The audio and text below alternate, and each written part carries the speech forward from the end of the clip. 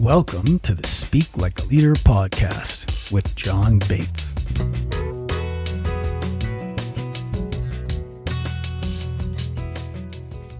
Welcome to the show.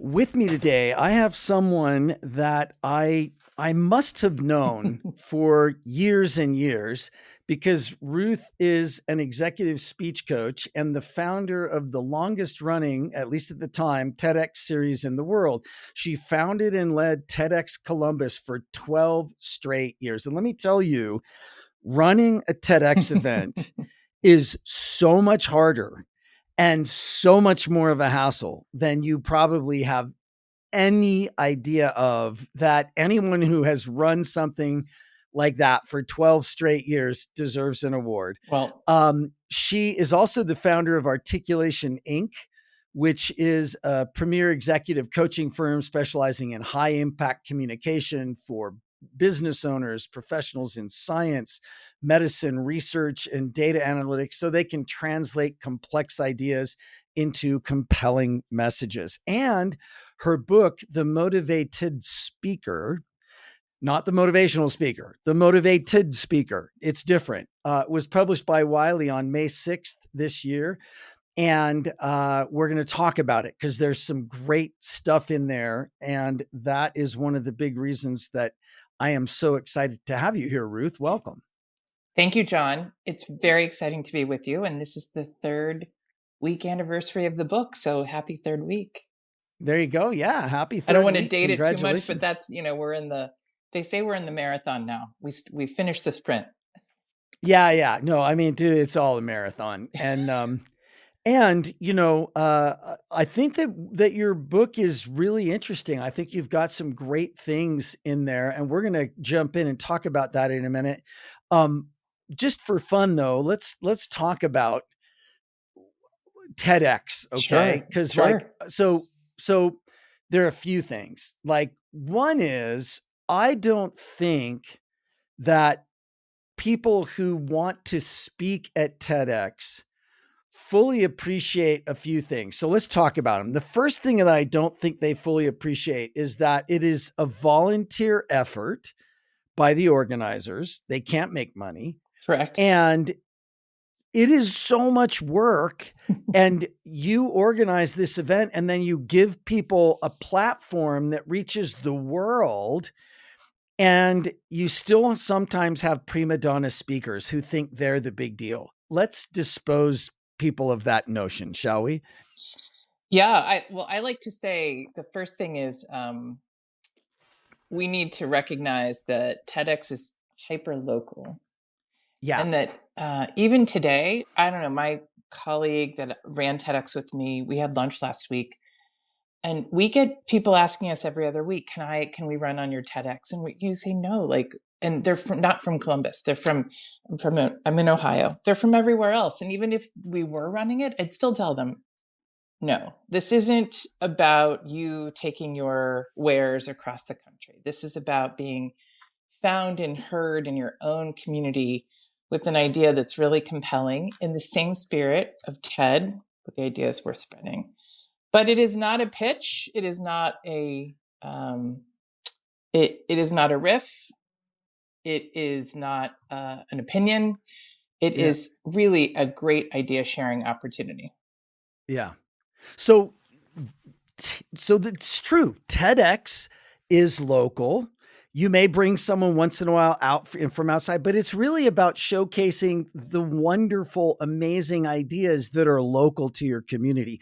The other thing is that, even more, I think it's totally fair, and you correct me if I'm wrong, but it's not just your community. It's are they in your TEDx community in your community? Because there's already all these wonderful, amazing people in this local community, in your TEDx community. And I think that, as having organized TEDx events or been part of the teams organizing multiple, I would much rather put somebody that is in our community there within the TEDx community, who's been volunteering and doing other things and is known to us and has a great idea we're spreading.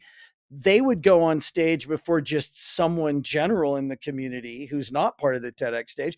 And then that person would go on stage before some person from out of town would go on stage who may never go on stage, because it's all local and it really is part of being part of the community, right? Correct. I'll give a quick example.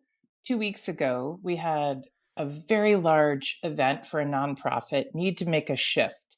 They used to have one big paid speaker, and for a lot of reasons we don't need to go into, they had to make a pivot. And we suggested that they do a TED-like event inside their nonprofit fundraiser. Yeah. 1,000 people coming. They already had a stage. They already had a date. And we picked 8 local speakers and curated and coached them and helped them present. And the energy from that still is permeating. I was at graduation parties this weekend, and people were saying that was so awesome to hear local people, local ideas, and they could run into them at the coffee shop. And that was always what our intent was. We never, we weren't in the game to be on the TED.com site. That was always a game in the early days, which was which speaker do you have that'll make it? Get a speaker up there. Oh my gosh, that was so not. And we made a very intentional decision the second year to say, we have amazing speakers here in Columbus, Ohio, and we want to know who they are and hear them and be able to network, meet them, help them, support them. And if they happen to make the big TED promotion, .com, but at that point, there was only 1% making it. Yeah. So we quickly decided that wasn't for us. But people who are looking to be a paid keynote, who are also looking to do a TEDx, have to recognize that your keynote is not your TEDx. No, don't trot out thy usual shtick. It's even in the TED commandments. That's right. So we're still, by the way, we are still to this day coaching in the TED style, helping to, just like I said 3 weeks ago, the spirit of TED, after we were, in the first collection in early 2009, and we're still prophets of the format and the concision and the one idea. We're big fans, obviously, of it all. Yeah, me too. I mean, that's a large part of my career, is taking that TED style and that format. In fact, I say that TED gets credit for like repopularizing it maybe, but I think it's the original format.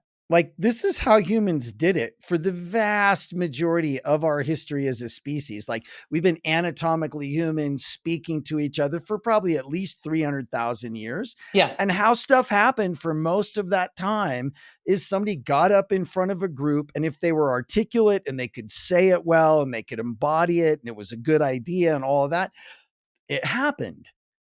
So we're really primed to respond to one person speaking well. And I just think TED revived that, Well, and I think the challenge is that we have knowledge doubling on itself like every 10 minutes. So we have huge challenge. We have so much to say, so much to learn, so much to know. But yet not everybody wants to hear everything you know.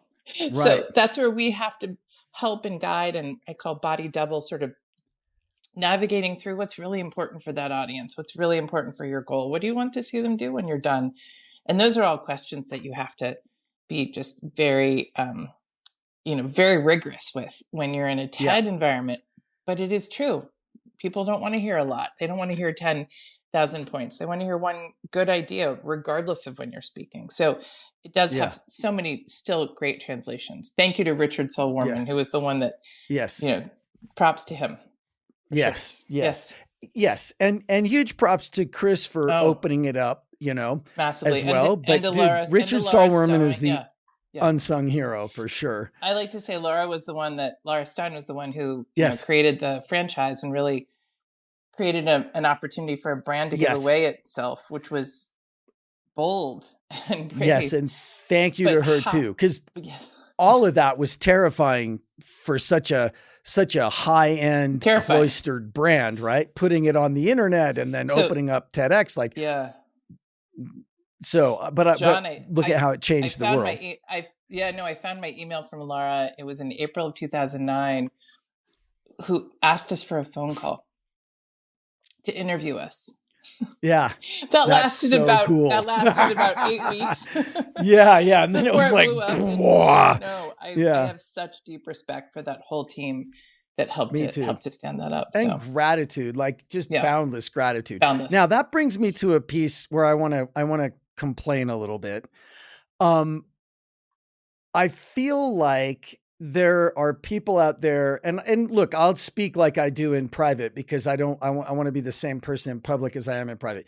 I think that there are people out there who are really taking advantage of things and making promises that are unethical when they're like, "Oh, we'll get you a TED Talk. We'll get you on a TED stage. Just give us $10,000, right?" And look, I can't complain so much because I make my living coaching people in the TED format, but I don't blow sunshine up their butt telling them I'm going to get them on a TEDx stage, right? When I know how it works. And I feel like that's the wrong way to go about it. I don't know. Like maybe I'm just feeling threatened and small, and that's why it upsets me so much. But I feel like there is this cadre of people that are sort of capitalizing it on a way that I don't think is Well, 100% ethical. I guess, John, we would ask the question, if the curators were doing the job that they signed up to do, then you can't break through that firewall very easily. Right. Saying, I'm going to pay somebody to get you on a TEDx stage. Yeah. There's It no just there's doesn't. no Yeah. transaction there. We don't pay the speakers don't pay Yeah. us. We don't pay TED doesn't pay us. So to Yeah. insert some And sort of you capitalism in there has a bit of a cringy feel, but I also think it super. has a stopgap to it that says, Yeah. like, good luck. Yeah. Prove it to me that you've been able Yeah. to do that. So Yeah. Well, and I think that, you know, looking at the numbers makes it a little more understandable. And I'm not trying to talk anybody out of doing a TEDx. If you want to do a TEDx, go for it. Just understand it so you're not disappointed and do it for the right reason. And I'm the first person to admit, go search John Bates TED fail. The first time I got invited to speak at TED Active on a side stage at TED, I blew it. And it's because I did it for selfish reasons. And I learned a hard lesson. was I there? What did you speak about? I might have been there. I dressed in this blue suit with a red tie and I taught and yellow glasses. And I tried to look like a character from a virtual world. And I talked about how fast virtual worlds were growing. And look, I was on a cutting edge of something there.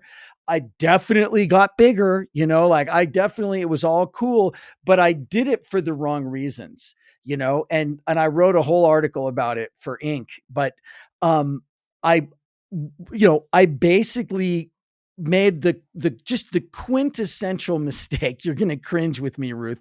I did it to try to establish myself as an expert, right? I did it to quote unquote sell my book, even though I didn't have a book, right? I didn't go in there with the audience as the first thing in mind. I went in there with what it could do for For me you, as the yep. first thing. And dude, And dear, like, you are not the sorry, hero. I'm so, You are not I'm the so hero of that embarrassed. story. You are I not the am not hero. the hero of that story. Right.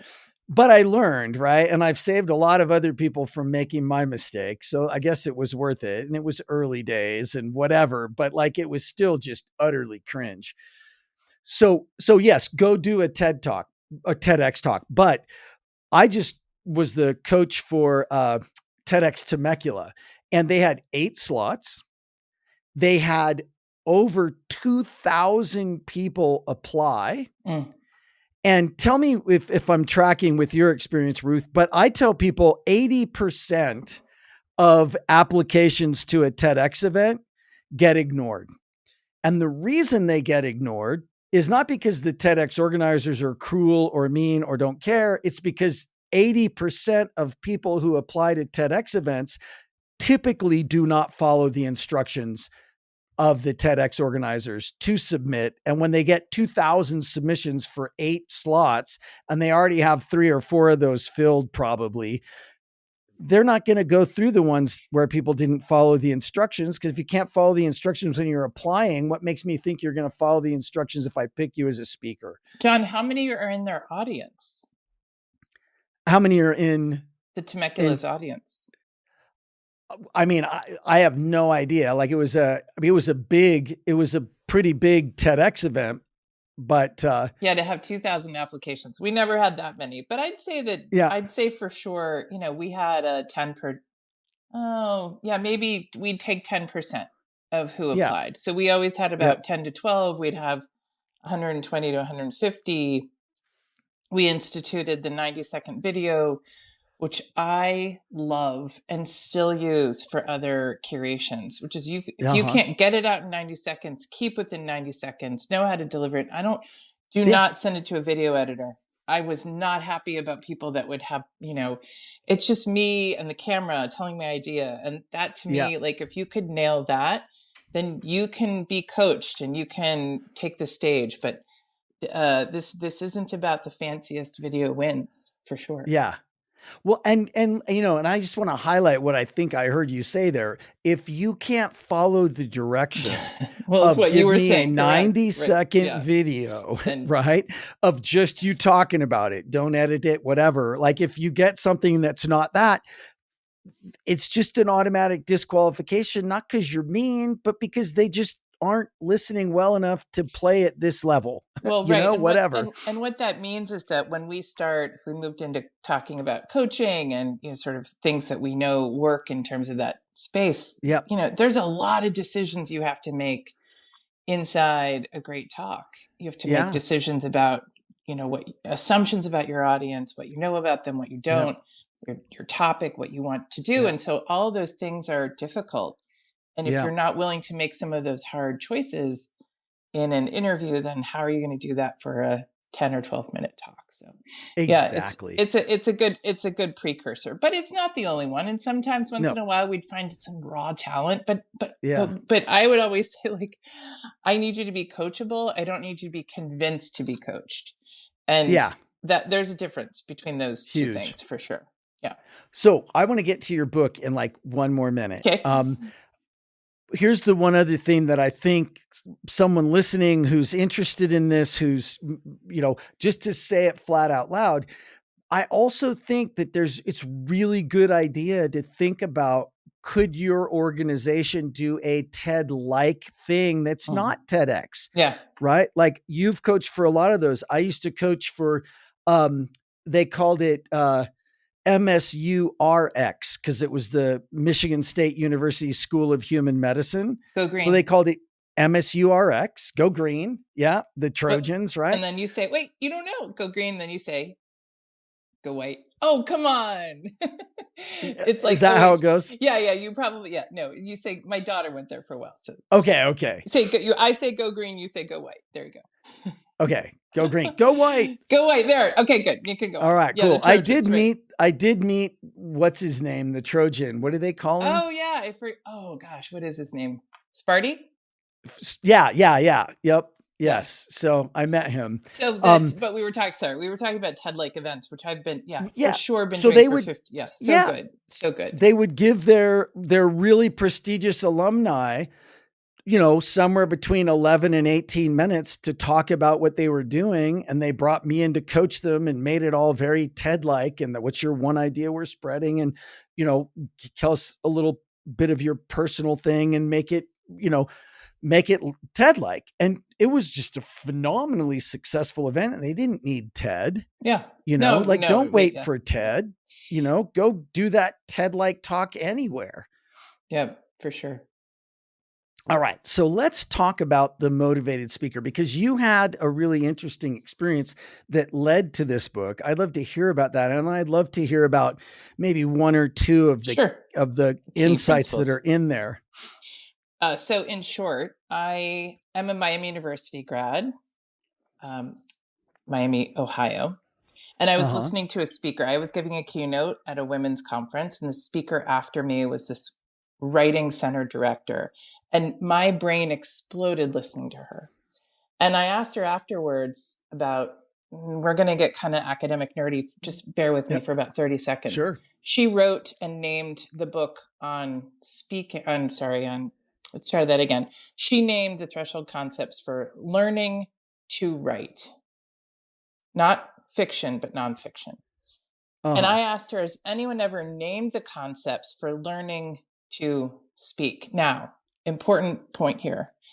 A threshold concept is something messy and transformative and liminal. And like you go into this place where you're going, oh God, that's really hard.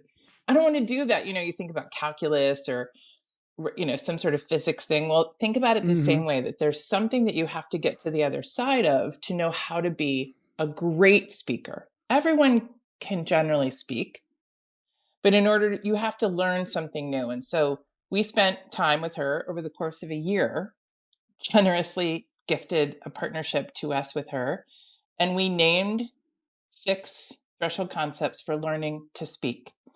And they are hard, they are messy, they are recursive, which means every time you practice or use them, you learn something new.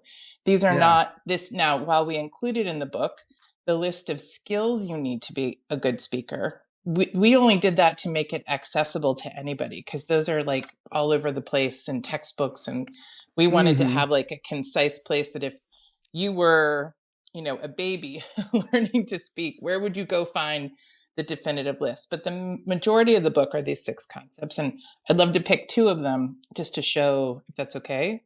Yes, please. What they work on. The first and the last ones are obviously the first and last speaker of an event are supposed to be the memorable ones. The memorable ones. So the first one is, have you ever said to yourself, boy, that person's such a natural speaker?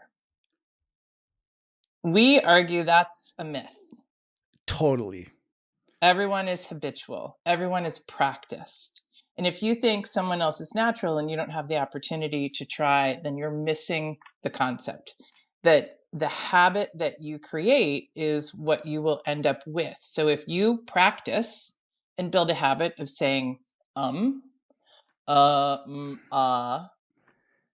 will be your habit. But if you practice the habit out of that by using good breath and clear thinking and full sentences, like I am intentionally doing right now, you will move from that just speaking to being a great speaker. And so we've done that inside many habits. And then on the other end of the book, we believe that feedback, including your own, is like mandatory for becoming a great speaker.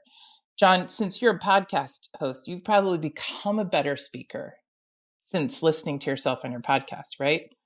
Yeah. You have cut out disfluencies and habits that you listen to yourself, you go, ooh, really? That's what I sound like? Yeah. Oh, I mean, and especially at first, Ruth, oh my God, I'm like, I sound like a totally stoned California surfer dude who never went to school. Yeah, you have some gravel. You're like, you're probably, your posture isn't great. Whatever the things that were that spoke to that. We think that public speaking is one of the hardest things to do, but we think listening to yourself or watching yourself is harder. Yeah. And when you are willing to go to that space, that liminal space to watch yourself, I've done this hundreds of times where I watched 1 minute of someone's recorded talk and they have said, oh my goodness, there's no way I would want to be in that audience. Help me. Because when you recognize it yourself, you are far more likely to want to correct it. If I said to you, say, hey, John, you sound like a surfer dude, you'd be like, no, I don't, Ruth. I'm good. But then if you listen to yourself and you heard the same thing, you're like, oh my gosh, I sound like a surfer dude. Yeah. So that's the other side. And there's 4 other concepts in the middle that round out the things that we hear when people call and say, I'm stuck. And you probably have the same things happen to you. I'm stuck, or I didn't do well. I say, well, you missed this one. You missed a chance to practice. You can't show up the day before. You can't wing it. You can't cram. Yeah. There's no cramming in this world, this world of speaking. So we're really also trying not to say the word really, because really is an overused word. It's pretty funny. The book is meant to be like a highlighted, dog-eared Post-it note kind of thing where you'll read it, you'll look at it, you'll take it back. It's meant to be like a pocket resource for you to revisit a lot. And it's written that way. And it's shoved full of first-person client stories. All of them have been anonymized, but people who have in their own ways, we've watched them go through these spaces, these liminal spaces of struggle and learning, and even some of our most accomplished researchers, scientists, even CEOs have learned from us over the years, and we have embedded all of those lessons and reflections in this book. So thank you for letting me take a minute to share about what I'm most passionate about it. It was an Yeah. accident. And lastly, it was an accident that we wrote it. We went through this process with her. We started writing them just to do better ourselves as coaches and for our clients. And a year ago, like this week, I was like, wait, guys, I think we have a book. Yeah.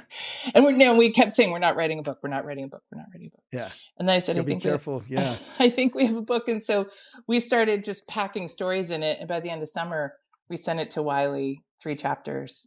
And they said, not only do you have a book, but you have a contract. Yeah. So, right and that was, on. and that was it. Congratulations. So 3 weeks ago, our sprint finished and our marathon began in the world of publishing. And I'm still reflecting on what this means for us. I just have no idea. It's going to take a while, a step back, because everybody wants to be an author and everybody wants to write a book, which was, not on our dance card. And we're thrilled, though, to have been able to say we did it now. So yeah. Great. Well, thanks for doing it, because, I've written 2 books and it took a lot to do that. And I've been avoiding writing a 3rd and 4th for years now because it's freaking hard. It's very hard. The good news is that when you do that, when you actually sit down and organize your thoughts and put it in between 2 covers, now it is completely, totally accessible to any other human who's willing to make the investment of time and effort. And it will last as long as, we last. It's right? pretty special. So it is very special. Yeah. It ultimately, for me, it's a very generous act. It's generous and courageous, because then you're also on the hook for what you say in there, And also the errors that you find, you're going, oh my gosh, we really think exactly. We found 3. I'll sell a book I'll give a book to anybody who can email us what the 3 typos were that we found. There you go. You never can find. You think, it's had so many eyes to it, but we don't talk about it because 99% of it is very accurate and on perfect. And yeah, on task. It doesn't matter. Yeah. Exactly. Well, so one quick thing, since we talked about it, when people watch and listen to themselves, that is really, really hard. Do you have any advice for people when they're sitting down and they're going to watch or listen to themselves, like how to deal with how difficult it is? Yeah, I do. I think there's, first of all, set the intention to do so, but know you will be okay on the other side. Yeah, it's not going to kill you. It will not. I have never had anyone die from having to play. So just know it is uncomfortable. So that's the first thing. But know you'll be okay. The second is know that there will be at least one thing that you will not like. And the minute you see it, then okay, you found it. And it's so much easier then, because there might be 2 or 3 other things. But there's that one thing that you don't like most is also what your audience won't like most. And there is a way to practice out of it. Assuredly. I have yet to meet a habit we can't help correct or inform or improve.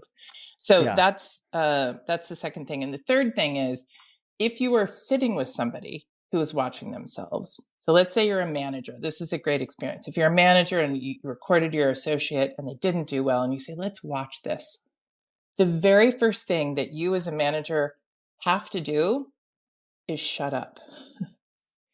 And let your associate speak first. This is known feedback research in the universe that person, to the point earlier, the first question you say simply, how do you feel? What did you see? That's all you're allowed to, that's how we allow people to say. And in the process of that person watching, they will learn something. They will learn something about themselves. They will learn something about how they want to come across. They will learn about what they need to work on. If I speak first as a manager, I'm actually the one doing the learning, believe it or not. And we want the associate to do the learning. So those are the 3 things. Know you'll be, know you will be okay on the other side. Know there'll be at least one thing you'll want to work on, but that is exactly what your audience also wants you to work on. And if you were doing it in partnership with somebody, let the speaker reflect first. because they'll say 90% of what you're thinking already. And then you'll say, well, and this little thing here might be something you can add on. We usually bring our own selves to those reflections when we're watching somebody else, but they need to bring themselves first. Yeah. Yeah. That's Yeah. that's Good, our best. Yeah. And we also, when we're giving feedback to people, we like to say there's good feedback, there's bad feedback, and there's not helpful feedback. Yeah, no, like, you know, the things that are just like, that was just not helpful.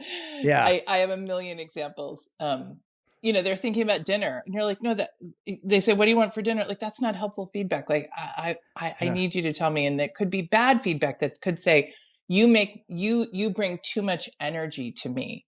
If I got really big and excited and started talking like this, and John, you might say like, Ruth, you know, like back down. And it could be that I'm preparing for a big audience and a big stage, and that person isn't remembering that. Yeah. Or maybe it's the opposite, where I'm very demure and closed and quiet.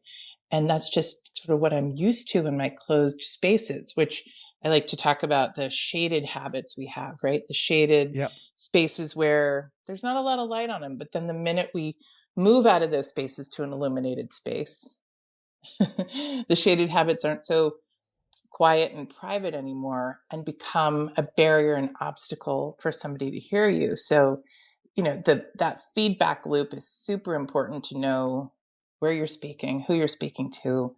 And that person who you're asking for feedback may not be the audience ultimately in the room. You know, that's why we say to scientists, don't ask your science friends to to give you feedback, because they want more data and more science. In the audience that you're about to speak to, the $1 billion donors, they want less. They just want to know, like, what's the impact going to be? Are you going to cure cancer or not? Like, that's they don't care about the molecular, you know, disposition of 17 different cells. It just doesn't. It's not gonna. So that's my feedback bit. We care a great deal about that. Yeah. Well, and you know, I agree with you. I do tell people a lot when, you know, I'm saying, look, if you want to give this for your family or your friends or whatever, it's great for you to have practice runs. But here's the thing about feedback. Rule number 1, always say thank you, right? Thank you, right? And then be very judicious about what feedback you actually implement, right? Because Well, exactly, right? In terms of receiving it, right? Because some things may just not apply. Yeah. Which is why I think the recording is 90% better than just having someone in real time give you feedback, for sure. Yeah. So yeah.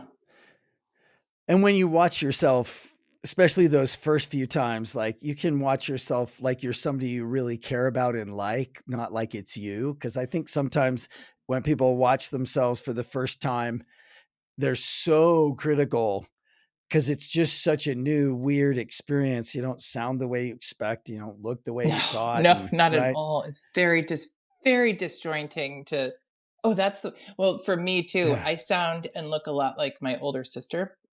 And she's fine, but like I think, oh my gosh, that's her, not me. Like, oh, you know, you think, oh, why aren't I myself? And I still am, but we have so many similarities that it is a little jarring, for sure. Yeah, that's funny. Me and my little brother kind of like that too. Yeah, she's 10 years older than me. I think, why would we have any of the similarities? Yeah. That's funny. Yeah, exactly. Well, so we only have a few more minutes left, I know, but I wonder if is there anything I didn't bring up that you would want to talk about? We can go, you know, anywhere you want to go. This is about life and leadership and particularly communication. So yeah, the only thing that we didn't touch on that I'd love to talk about, but I'll be brief, is the team pitch and the group presentation, and really the highest stakes places where you're invited to give an interview or an orals for the end of a business proposition. So it's an RFP, it's a pitch, it's a proposal, and you're invited and you got to bring 5 people in. I've done this for, you know, $5 million school contract construction bids and $5 billion Medicaid bids. Like I've got a spectrum here, perspective, and the same thing is true for any of them, which is, as a team, there are things that, like in a boat rowing, you have to be individually so strong But Yeah. then when you walk in that room, you have to know how to support each other. And that's a next level practice, and it needs practice together. There is no Yeah. winging a group presentation the day before either, Yeah. especially in those cases. And you're bringing all your habits and disfluencies into that room, and then you just get amplified by the fact that there might be 5, 6, 10 of you.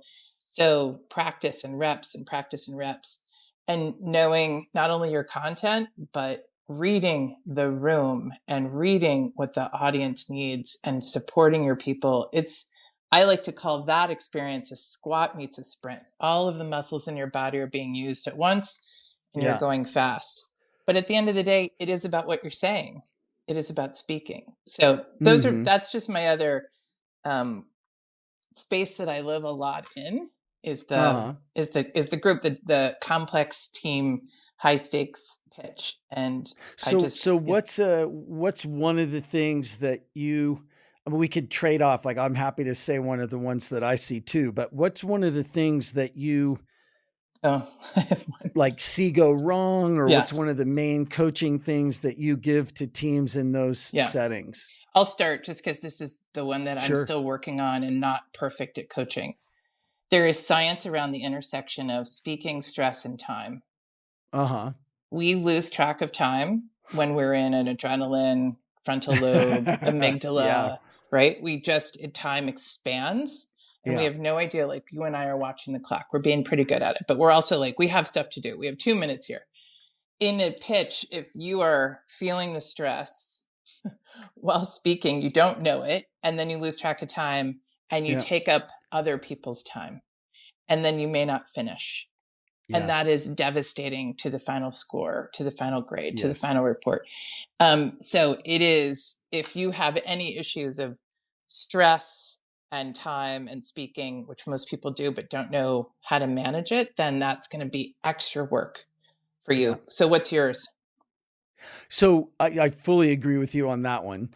And, one of the things I think back to an engagement I did with Boston Scientific, where I helped this team go in to talk to the board. And one of the things that they came back to me with, which is something that I always coach on, but they were just blown away, is when you are in there, watch each other like gold is falling out of the other person's mouth, right? Because 100%. The listeners are going to mirror how you're listening to the people on your team. I call it the first lady, or now first gentleman's look. How would you look at the president if that was your spouse when they were speaking? Like, exactly. Eyes locked. Yes, gold. Exactly. Right. Because the minute you start to text or look around, then you're signaling to the audience, we don't care. We don't care. Why should you care? 100%. Exactly. Yeah, we know them better than you do, and we're not paying attention. And we're bored, and we don't want to be here, and we don't want your business. Right. And the other thing that I think comes across with that is just, your respect and your affinity. Like, you have a lot of respect and affinity for each other, but when people get into that high stress situation, all that stuff goes away because they're all nervous and everything. And now the board's missing out on how you actually feel about each other, which is a real tragedy. Yeah, no, that's high on my list too. You can't, I'll call somebody out in a practice if they get distracted, and I'll say, is this what you're going to do in the room? Because that's going to signal, I don't really care. There was a client that I inherited who lost a very large bid based on those behaviors. The feedback was simply, they didn't seem like they cared. Right. They weren't paying track of time. They weren't paying track of each other. They didn't have good notes. They showed up they kind of were winging it. And I was like, you don't wing contracts in the 7, 8, 9 zeros. You just don't. Well, and I love what you said, right? The feedback was they didn't seem like they cared. They may have cared more than anyone else in the room, but nobody got that. Right. So it doesn't matter. You have to over-index You have to over-index. That if you think you're watching, make sure you stand up. Bring yourself forward. Bring your whole body and over-index, because any movement will distract them from watching the person who's speaking. So it's true. Those are good. It's a fun space to be in, high pressure, and it's where I love to be most. Yeah. Yeah. I mean, I just love helping people with brilliant ideas communicate as brilliantly as their ideas. Cause I hate it when there's a brilliant, wonderful idea and it can't make its way out of a paper bag. It breaks our heart. It breaks our heart. Right. It drives me insane. Yeah. And those are the kinds of people, by the way, for whom this, not to go back to it, but for whom this book is really written, is we see you struggle, and we know what you're missing in the practice of speaking. And it's not complicated, and it's not rocket science, but it takes practice. It takes practice to understand your audience. It takes practice to know your own disfluencies. And hopefully you nor I have said in the last 45 minutes, right? We are practicing those things, but they are not the best way that Liz Wardle, our mentor from Miami, taught us is that we are trying to make the implicit explicit. We're trying to explain why these things work in being a great communicator. Just like you've been doing for however many years now, John. How long have you been at this? 15 plus years. Exactly. So, there's a group of us that were all born, Stephanie Weaver, and a group of us that were all born out of that whole thing. Exactly. Yeah. Yeah. I mean, I thank them at every chance I get still. Like it just, changed my life. It totally changed mine. Yes. Here's to, we should all raise a glass again to us all being born out of the first class. It's great. Yeah. We should get together in person and do that. That'd be fun. So thank you.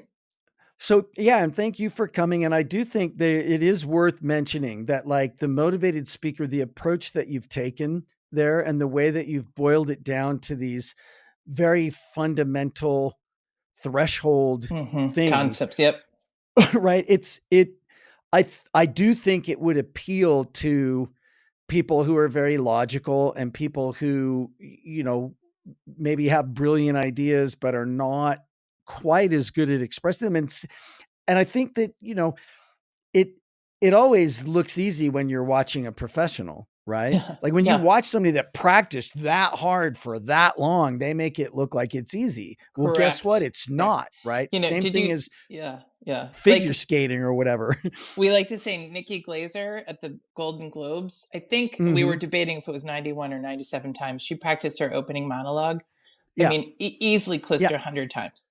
Yeah. 100, like, could you imagine? I mean, people are like, well, I read through it once, or I wrote it last night. Yeah. Oh no, that's what people usually do. Dude, Steve Jobs, the natural communicator. That's what actually people called him, the natural communicator. That guy committed to practicing after they wrote the speech and got it all perfect. I have a friend who was there and worked with him. He would practice for an hour for every minute he was going to be on stage. He should. 45 minutes, 45 hours. And you know who he stole that from? Winston Churchill. Well, I'll tell you, I never knew that number from Winston Churchill or Steve Jobs, but just really quick. In 1992, I was a speechwriter in politics, and I took note of how long a 5-minute speech would take, from writing to editing to practice. And it naturally, I think it's a natural, like, it naturally turned out. Like, my principal was invited for a 5-minute talk to people she didn't know and didn't know the content. It was going to take us 5 hours. Yeah. Easily. There It's like, I would say that is a data point that imperfectly or casually gets reinforced all the time. It's absolutely the truth. It's kind of a law of nature. Well, because you've got thinking in there, and writing, and editing, and delivering, and then graphics. There's a lot that happens. It's not just me spewing off. Like, we've had fun doing today. I really appreciate being on today, by the way, John. Thank you for having me. Well, you're super welcome. I'm super glad you came. Yes. And we will have a link. I think you guys are going to give us even maybe a little savings. Yes. And, we're going to give you a link specifically for your podcast guests or your listeners to get the Yeah. motivated speaker at a discount. We'll post it. I'll give it to you and you'll get to post it. Perfect. Okay. Well, Ruth, it's been really nice to have you here. Thanks for the little walk down memory lane and the Very fun. valuable advice about speaking and about TEDx and all that stuff. And I appreciate you coming. Thank you again for having me. It was really a great time. You're welcome. And thank you for listening. As you know, none of this makes a difference without you. Appreciate the generosity of your listening. If you've enjoyed today's show, please share it. And please go give us 5 stars and write a little bit about why you like it so that we can reach even more people with these awesome, affinity-filled learning conversations that we do here. And we will see you next time on livelikealeader.show. Thank you for joining the Speak Like a Leader podcast. Go be awesome.